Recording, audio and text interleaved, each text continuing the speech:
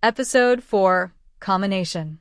In the heart of Haiti, where the echoes of revolution had once sung through the mountains and across the rivers, now only silence reigned. General Frank Duva, the man who had seized control with a ruthless iron fist, ruled with a cruelty that made the very air seem heavy. The people who had once walked the streets with defiance now bowed their heads and avoided eye contact, for the consequences of angering Duva were too horrific to contemplate. It had been months since Duva's reign began, but his presence was felt everywhere.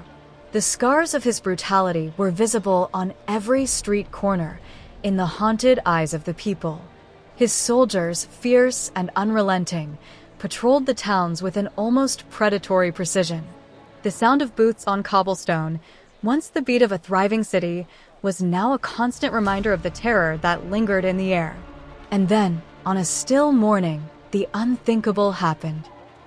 The radios that once filled homes with music and news suddenly crackled to life with Duva's chilling voice. It was not an announcement. It was a warning, a threat that would scorch the very hearts of those who heard it.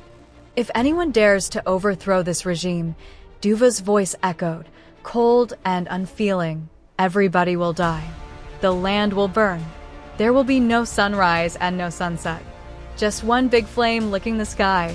It will be the greatest slaughter ever. The words struck like a bolt of lightning, burning their message into the minds of the people. The horror of Duva's promise hung in the air, suffocating them. Every heart in Haiti beat with terror, for it was not just a warning, it was a prophecy of destruction. He spoke as though he could not be challenged, as if there was no force alive that could defy him. The effect was immediate. Fear settled in like a dark cloud, hovering over every town, every village. Duva's message was simple. Resist, and you would witness a horror beyond imagination. The people knew all too well that he was not one to make empty threats. His soldiers had already proven their capacity for violence, for cruelty. No one dared to speak his name aloud. To even utter the word Duva was considered an act of rebellion.